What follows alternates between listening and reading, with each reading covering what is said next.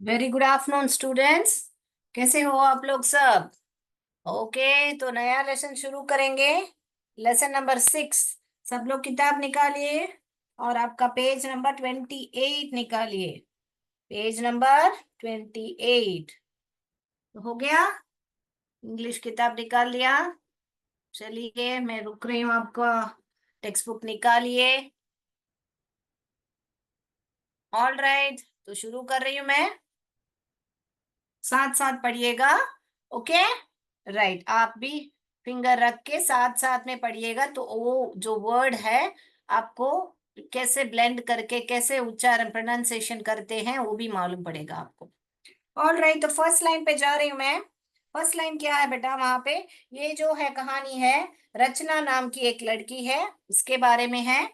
All right, तो पहला line जो है, रचनास। रच नाम है, प्रॉपर नाउन, तो कैपिटल में लिखेंगे। रचना से देखिए अपोस्ट्रोफी लगा है, ये क्या है? अपोस्ट्रोफी। अपोस्ट्रोफी, ऐसे अपोस्ट्रोफी अपोस्ट्रोफी। हाल फिलहाल ही आप जान लीजिए, दो तरीके के होते हैं, कॉन्ट्रैक्शन और शो पोसेशन। अभी यहाँ पे ये कौन सा इस्तेमाल किया है? कॉन्ट्रैक्शन माने जैसे कि हम लोग लिखते हैं ना डू नॉट, तो अब हम लिखते हैं डोंट। डू नॉट को हम लोग कॉन्ट्रैक्शन यानी कि उसको छोटा कर दिया है। ओके, डू नॉट को डोंट ऐसे लिखते हैं, तो यहाँ पर अपोस्ट्रोफी लगता है। दूसरा अपोस्ट्रोफी कैसा है? शो पोजीशन, जो कि यहाँ पे है। रचना के अंकल और आंटी बताया जा रहा है। जब भी आपको बने, ये मेरा पेन है, this is ma'am's pen. This is आपका नाम और रोहित है, तो दिस इज रोहित्स पेन। जब भी बहुत लोग है ना, what is your father's name ऐसे पूछने से जवाब आता है my father name.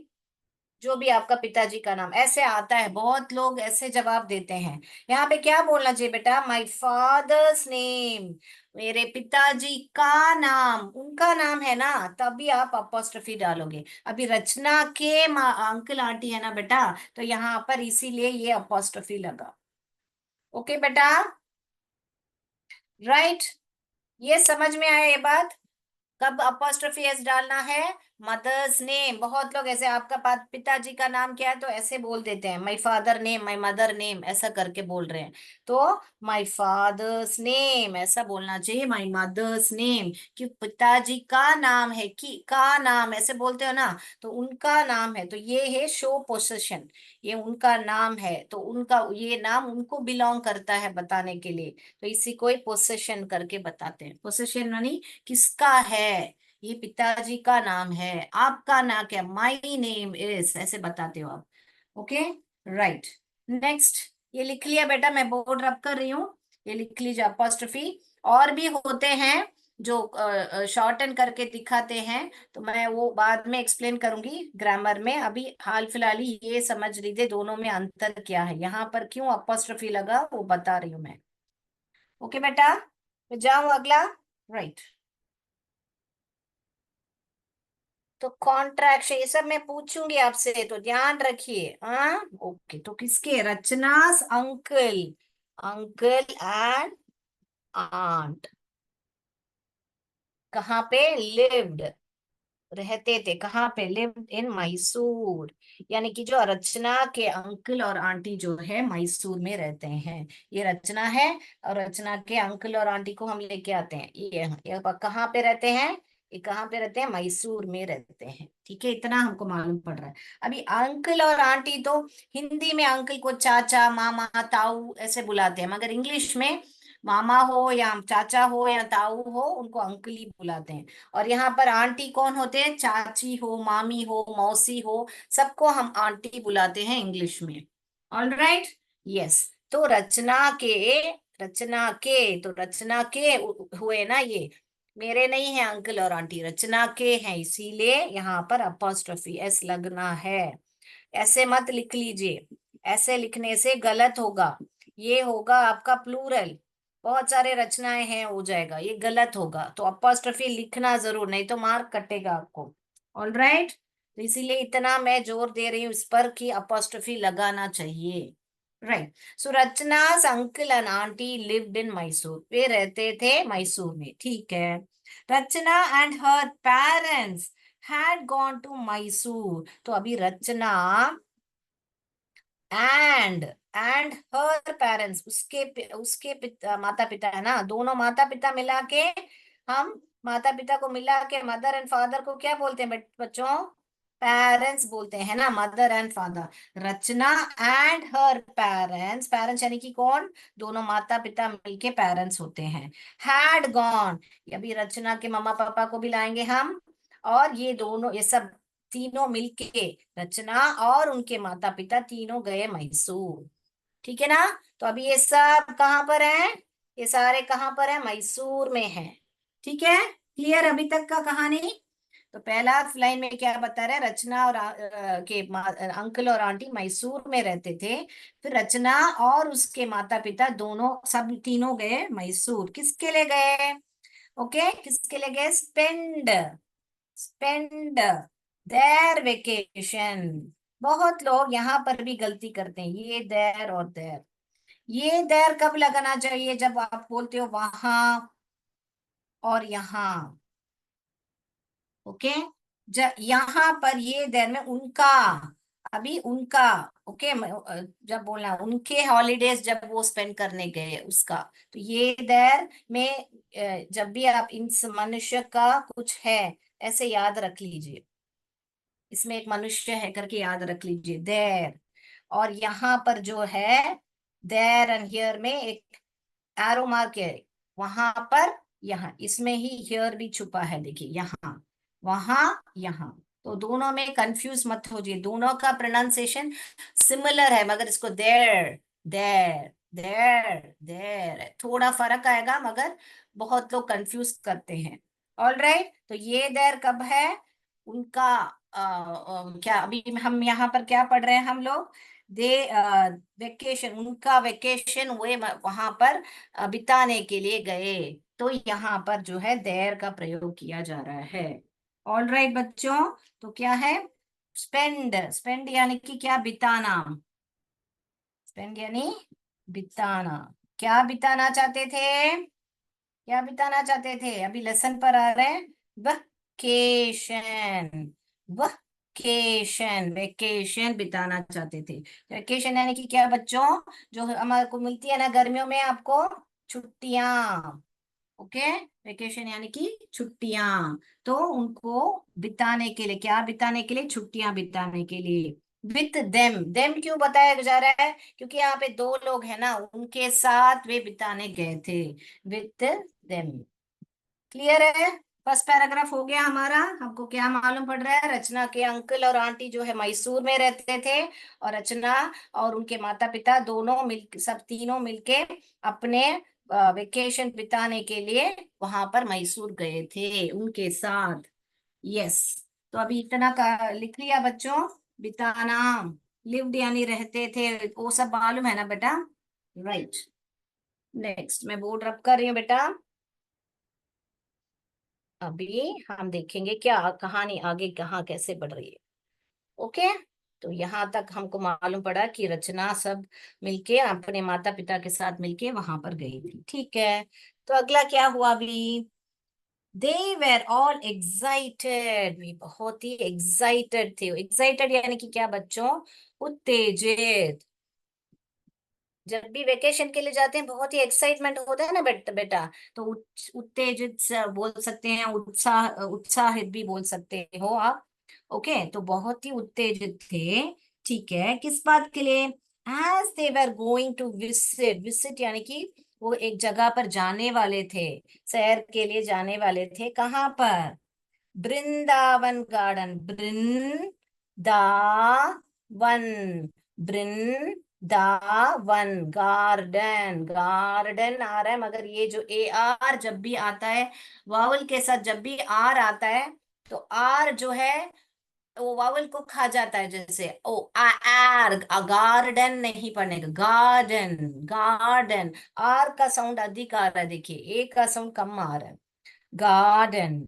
So Vrindavan garden में वो लोग जाने के लिए तैयार थे, तो इसीलिए वो उत्तेजित थे। तो कुछ सवाल आएगा, अगर क्यों उत्तेजित थे, क्यों एक्साइटेड थे, why were they excited, because they were going to visit which one, Vrindavan garden. On the way, जैसे ही वो वृंदावन गार्डन पे जा रहे थे, ऑन द वे क्या हुआ, आंट ने बोला, आंट ने बोला, क्या बोला, देम अबाउट कितने, 2 million, 2 million tourist,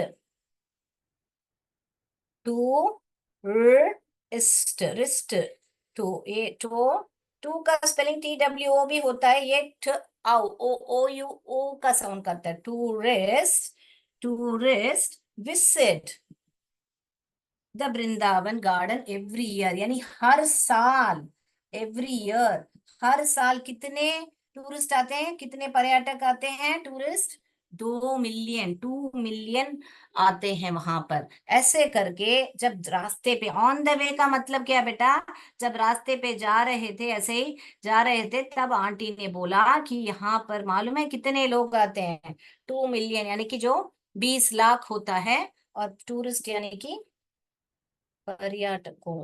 okay, right, हर साल, ये एवरी ईयर यानी वो मालूम है ना आपको, हर साल। ठीक है, क्लियर हो गया अभी तक। तो अभी हम वृंदावन गार्डन को जाएंगे और देखेंगे कि कैसा है वृंदावन गार्डन। चलिए, तो इतना तक क्लियर है ना बेटा।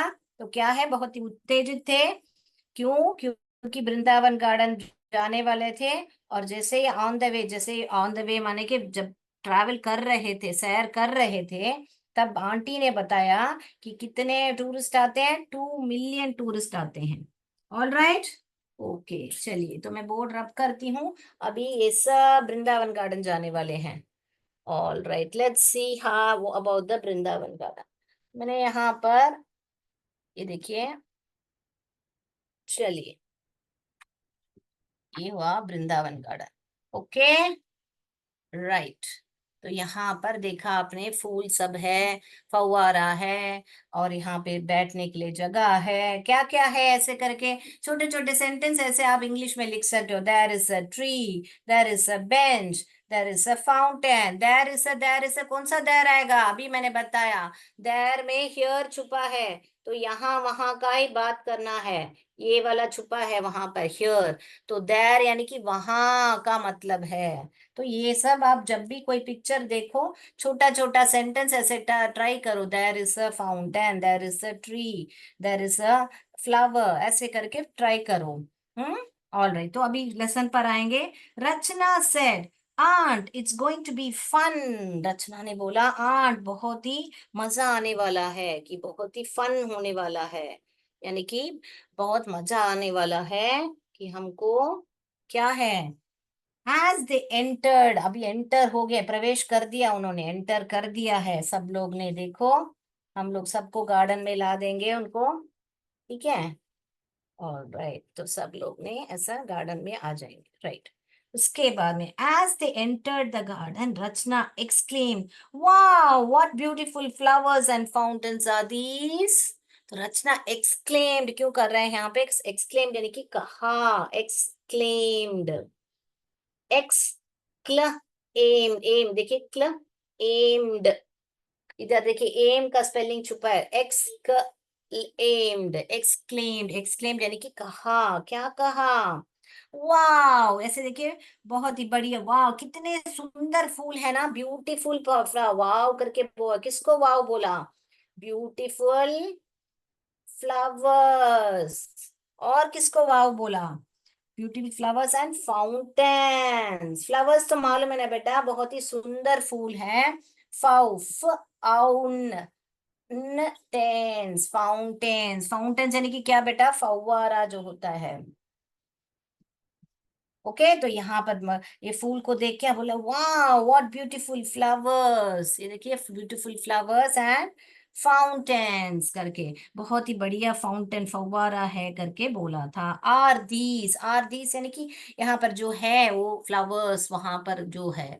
ऑल राइट, देन वहां पे देखा जो आपने यहाँ पे ऐसे एक एक्सक्लेमेशन मार्क लगाया गया है। तो जब भी आप बहुत ही एक्साइटमेंट में कुछ बता रहे हो, तब आप ऐसे एक्सक्लेमेशन मार्क डाल दोगे।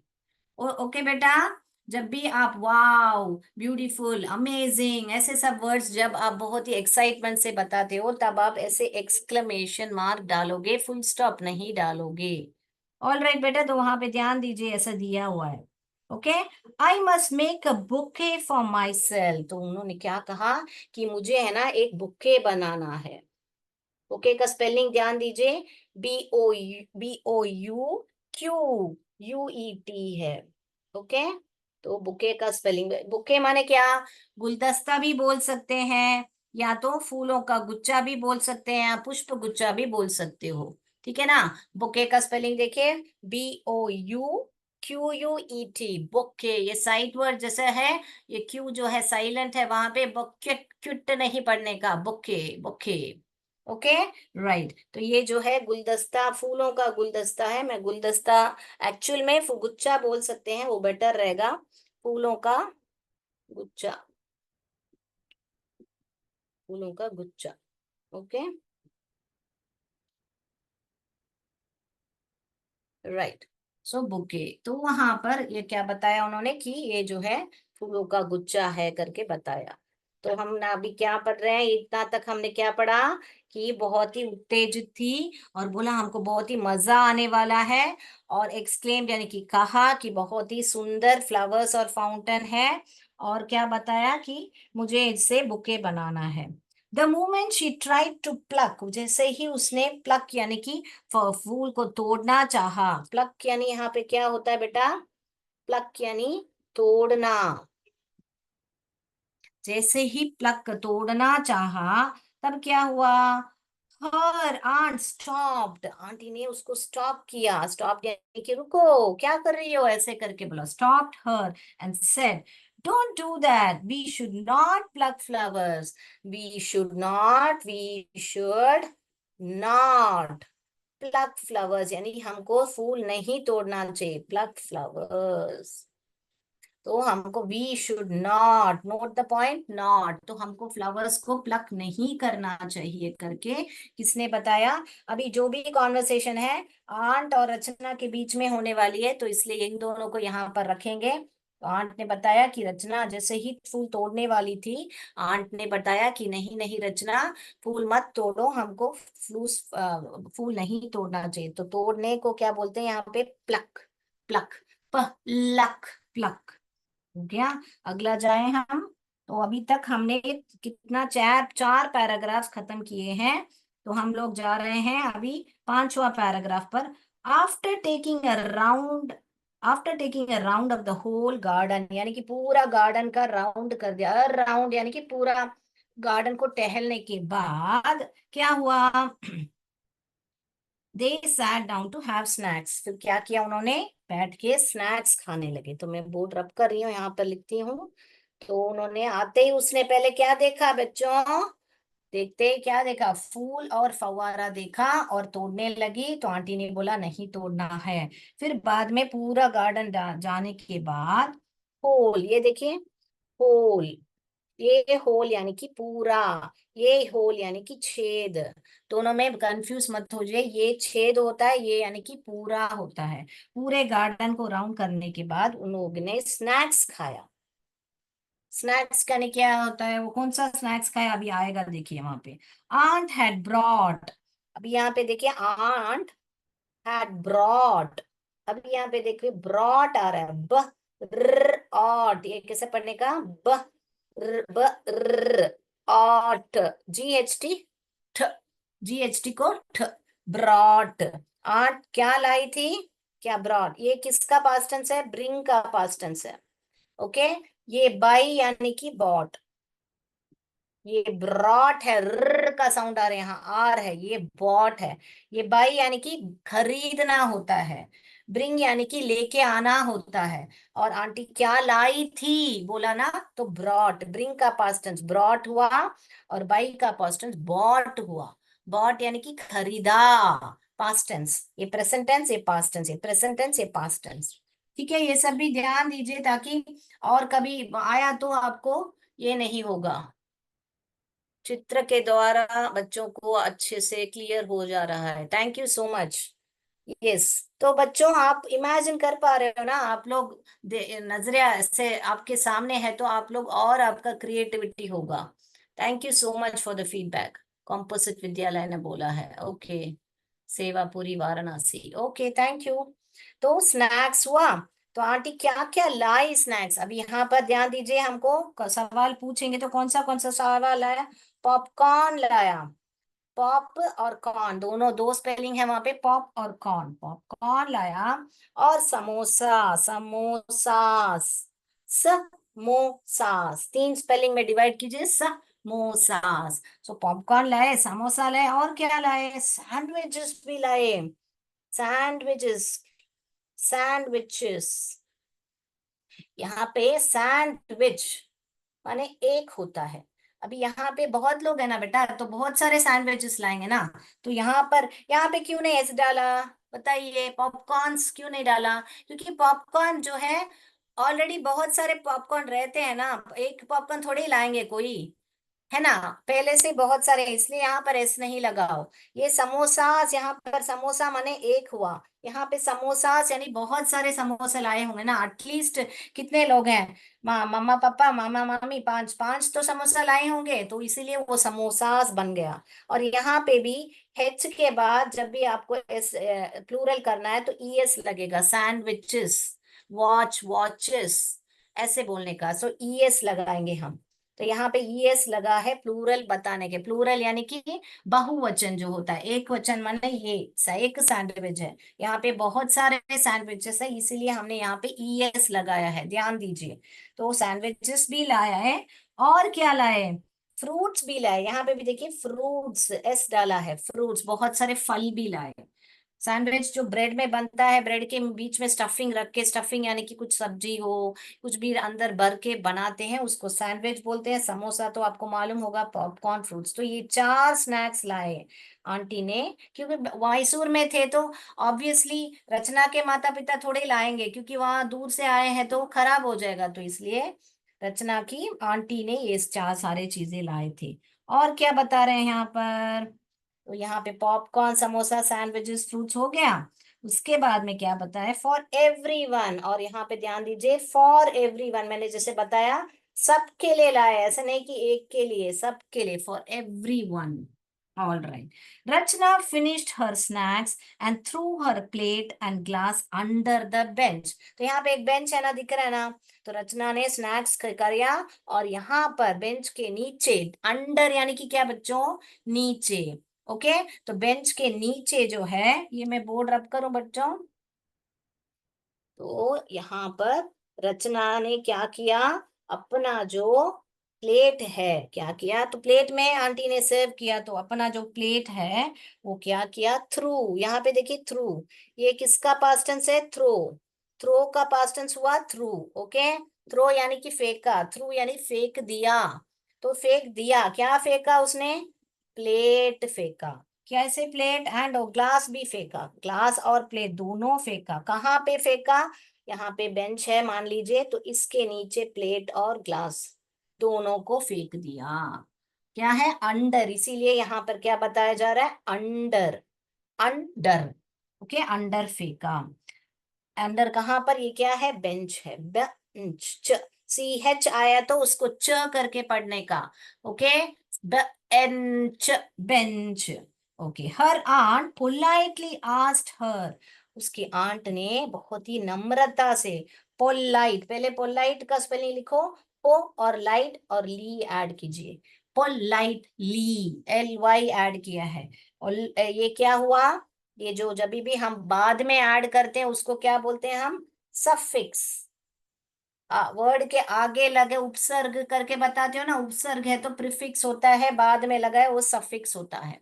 तो यहाँ पर आगे नहीं लगा है, ऐसे बोलेंगे इम्पोलाइट, तो ये हो गया आपका प्रीफिक्स, प्री यानी कि आगे लगा, मगर यहाँ पे नम्रता से बताया, तो ये हुआ आपका सफिक्स, तो एल वाई जो है सफिक्स लगाया है।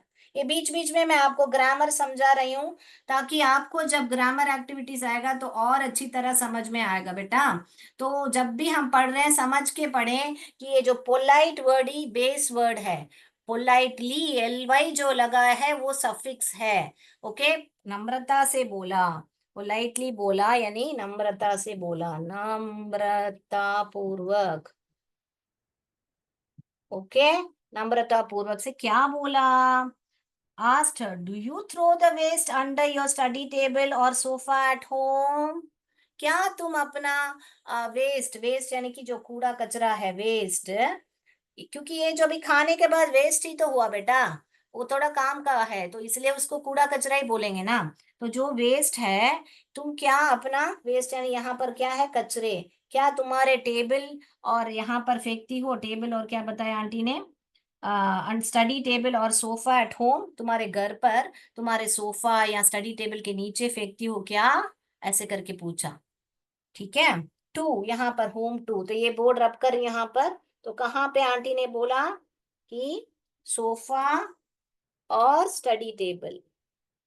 ये छोटा छोटा डिटेल्स याद रखिए, एंड स्टडी टेबल, सोफा और स्टडी टेबल इनके नीचे अपने घर में फेंकती हो क्या करके आंटी ने पूछा। तो आप फिर क्या बताया? इसके क्या बताया उन्होंने? Rachna, it is our duty to take to keep our surroundings. अभी मैं वापस वो लाइन पढ़ती हूँ। Do you throw the waste under, waste okay, waste under your study table और सोफा एट होम टू? सवाल है। Rachna, it is our duty, Rachna के बाद कमा लगा है तो इस ऐसे पढ़ने का, Rachna, it is our duty to keep our surroundings, public places like roads, parks, schools, hospitals and clean. तो अभी ये समझेंगे क्या बता रहे हैं। It is our duty, duty तो क्या बेटा, कर्तव्य है, हमारा ड्यूटी है। ड्यूटी यानी कि क्या बेटा, कर्तव्य, कर्तव्य। तो हमारा ड्यूटी है, क्या ड्यूटी है कि हमारे सराउंडिंग, सर, सर लिखो फिर राउंड का स्पेलिंग लिखो, sur round ings, I N G, ings, surroundings. तो it is our duty to keep our surroundings, कैसा रखना है हमारे सराउंडिंग, सराउंडिंग्स यानी कि क्या, जो आसपास है। ओके, जो आसपास है सराउंडिंग्स, क्या कैसे रखना का हमको? और सराउंडिंग सिर्फ नहीं, पब्लिक प्लेसेस, पब्लिक प्लेसेस यानी कि सार्वजनिक स्थानों, जो हम लोग सब यूज करते हैं, जैसे कि पार्क होता है, जैसे अभी ये आए हैं वृंदावन गार्डन, ये भी एक पब्लिक प्लेस है ना बेटा, जो कोई भी आके जा सकता है ना। तो ये पब्लिक जो जाती है उसको पब्लिक प्लेसेस बोलते हैं, सार्वजनिक स्थानों को ऐसे बोलते हैं। फिर रोड्स, रोड्स यानी कि सड़क जो है। उसके बाद क्या बता रहे हैं, पार्क्स, जो मैंने बताया था अभी, पार्क, पार्क्स यानी कि उपवन जो होता है, या बगीचा जो होता है, वो मालूम है ना आपको। और स्कूल्स, इसका मीनिंग तो आपको मालूम होगा, स्कूल यानी कि आप जो पढ़ रहे हो अभी। और अस्पताल, अस्पताल, हॉस्पिटल्स को अस्पताल बोलते हैं ना, एक्सेट्रा। क्लीन, ये सब हमको क्या रखना है, साफ रखना है, क्लीन, साफ, क्या रखना है, साफ। ओके बेटा, तो हमको कैसे रखना है, ये सब सारी चीजें जो हमारा आसपास है, पब्लिक प्लेस है, रोड्स है, पार्क्स है, स्कूल है, हॉस्पिटल है, कितनी चीजें, एक, दो, तीन, चार, पांच, छह, छह चीजें आपको याद रखनी है। हमारा कर्तव्य है, एक्सेट्रा बताया, और भी कोई लो है। ओके, तो yes, okay, Varanasi, very good. तो ओके, अभी तक यहाँ तक पढ़ा है, और एक लाइन करेंगे और खत्म करेंगे। We should treat the whole country just like our home, हमारे पूरे देश को जो है, हमारे देश, पूरे देश, पूरे कंट्री, कंट्री को हमारे घर जैसा, लाइक अवर होम, हमारे घर जैसा उसको हमको ट्रीट करना है। ओके, ट्रीट यानी बर्ताव। ओके, बर्ताव करना है हमारे पूरे देश को, हमारे घर को सिर्फ नहीं साफ रखना है, हमारे पूरे देश को साफ रखना है। Okay, Rachna quickly understood and collected the waste and threw them in the dustbin, Rachna ने पूरा तुरंत समझ लिया और उसको कलेक्टेड वेस्ट, कलेक्टेड यानी कि इकट्ठा किया, लेक, ये देखिए कल हो गया लेक टेड, collected waste, collected the waste, क्या वेस्ट, वेस्ट उसने जो फेंका था ना वो कलेक्ट किया उसने, collected the waste and threw फेंका, फेंका कहाँ पे, डस्टबिन में फेंका, कूड़ेदान में फेंक दिया। इतना तक हम देखेंगे। अगली क्लास में हम देखेंगे इकट्ठा, तो आपको मालूम होना चाहिए कलेक्टेड यानी कि इकट्ठा है, और ये डस्टबिन यानी कि कूड़ेदान भी बता सकते हो। ऑल राइट, तो यस, तो आज इतना ही देखेंगे। अगली कक्षा में लास्ट एक पैराग्राफ पढ़ेंगे और एमसीक्यू इस लेसन पर मैं आपसे पूछूंगी। बहुत नमस्कार किया है। Okay, thank you, thank you so much. जय विद्या शक्ति, जय भारत, जय हिंद, थैंक यू।